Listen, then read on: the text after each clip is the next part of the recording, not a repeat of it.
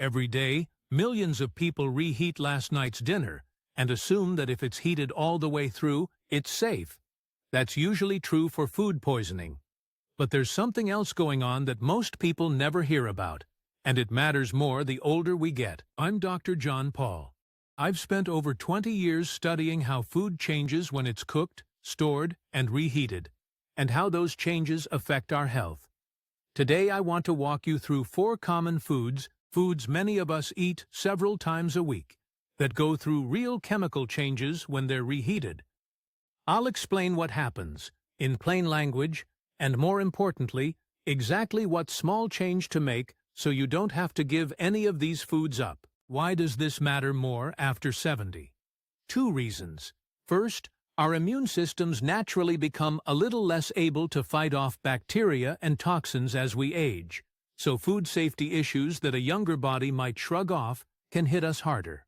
Second, many of the changes I'll describe today build up slowly, over years, and that's exactly the stage of life where decades of small habits start to show up. None of this means you need to be afraid of your kitchen. It just means a few small, easy adjustments are worth knowing about. To be clear, I'm not talking about food poisoning or an upset stomach, and I'm not saying any of these foods are bad for you. Rice, chicken, leafy greens, and eggs are all foods I recommend. This is only about what happens when they're cooked once, stored, and then heated up again. I'll keep this part short, just 3 ideas, explained plainly, that come up again with each food. First, oxidation. Think of this like fat or oil going stale. Once food sits in the fridge, the fats and proteins in it start to break down. Reheating speeds that break down up further. Second, browning compounds. The nice brown color and flavor on cooked food comes from a natural reaction, but when that same food is heated a second time, it can form additional compounds linked to inflammation in the body. Third, a chemical called nitrosamines. Some vegetables are naturally rich in a compound called nitrate. When those vegetables sit in the fridge after cooking, bacteria can change that nitrate into nitrite, and reheating can turn that into nitrosamines, a compound health agencies have linked to increased cancer risk. That's it, oxidation, browning compounds, and nitrosamines. Keep those 3 words in the back of your mind as we go through the 4 foods. Food 1. Rice. Rice is eaten by more people worldwide than any other food. Chances are you've reheated a bowl of rice this week. Here's the part that matters most for older adults. Raw rice naturally carries a bacterium that can survive cooking. If cooked rice sits out at room temperature too long, or stays in the fridge for several days, that bacterium can multiply and release a toxin. Reheating kills the bacteria, but it does not destroy the toxin already there. This particular toxin tends to be harder on older adults because our immune systems are less equipped to handle it than they were at 30 or 40. There's a second, smaller concern. Reheating starchy food repeatedly can increase a compound called acrylamide, which health agencies list as a probable cancer risk. What to do? Cook rice fresh when you can. If you're storing it, put it in the fridge, within an hour of cooking, in a shallow container so it cools quickly, and eat it within 24 hours. Reheat it once, not multiple times over the week. If you live alone and cook a big pot of rice to save time, consider portioning it into single servings and freezing most of it instead of reheating the same batch from the fridge for days. Food 2. Chicken. Chicken is one of the most recommended proteins for older adults, and rightly so. It's easy to digest and gentle on the system. The concern isn't the chicken itself, it's reheating it repeatedly at high heat.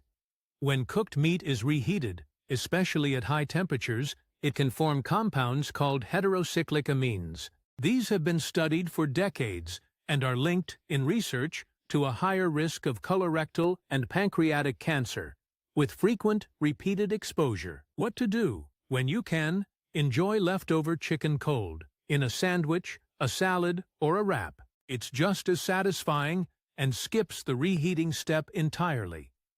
If you do want it warm, reheat it gently, at a lower temperature rather than blasting it on high in the microwave, and only reheat it once. Food 3. Leafy greens like spinach. Spinach, Swiss chard, beets, and celery are wonderful foods, full of iron, folate, and other nutrients many of us need more of as we get older. Eaten fresh, they're excellent for you. The issue is storage and reheating. These vegetables are naturally rich in nitrate, which is good for you in its original form.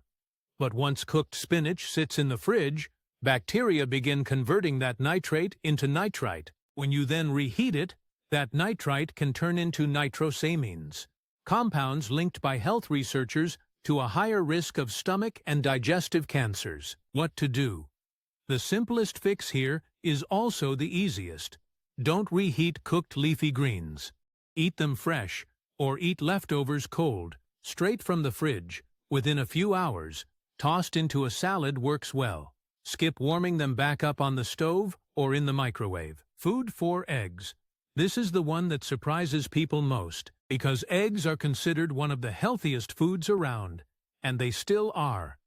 Eggs are an excellent source of protein and nutrients that support brain and eye health, both especially important after 70. The concern is specifically about reheating cooked eggs, like scrambled eggs or hard-boiled eggs. Egg yolks contain fat and cholesterol, and when a cooked egg is refrigerated and then reheated, those fats oxidize a second time, forming compounds researchers have linked to inflammation and cell damage. What to do? Eggs are best enjoyed freshly cooked. If you like to boil a batch ahead of time, keep the shells on until you're ready to eat them, and eat them cold rather than reheating. Try to avoid microwaving scrambled eggs or omelets that have been sitting in the fridge. Here's the short version, so you can remember it easily. Rice, cool it fast. Eat it within a day. Reheat only once. Chicken, enjoy it cold when you can. Reheat gently, once. Leafy greens, don't reheat them at all. Eat fresh or cold. Eggs, eat fresh. If boiled ahead, keep the shell on and eat cold. None of this requires giving up foods you love, buying special equipment, or making big changes. It's really just about timing how quickly food goes in the fridge, how long it stays there, and how many times it gets reheated. A few extra tips worth knowing after 70. Cook smaller portions so you naturally have fewer leftovers to store and reheat. A slow cooker or toaster oven set to a gentler, lower heat is often a better choice than a microwave on high, since microwaves can create uneven hot spots. And if you're ever unsure how long something has been in the fridge, it's always fine to simply let it go. Your health is worth more than one meal. If you share a home with a spouse, or if family or a caregiver helps with meals, this is worth talking through together, since these habits are much easier to keep when everyone in the household is doing them the same way. Before you go, I'd love to know which of these 4 surprised you the most. Let me know in the comments, and tell me if there's a food you'd like me to cover next.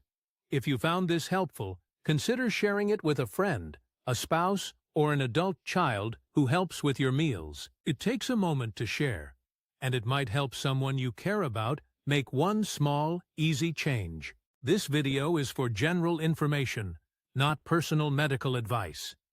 Everyone's health situation is different as we get older and may be managing other conditions or medications. Please talk with your doctor or a registered dietitian about your own diet, particularly before making any significant changes. I'm Dr. John Paul. Thank you for watching, and I'll see you next time.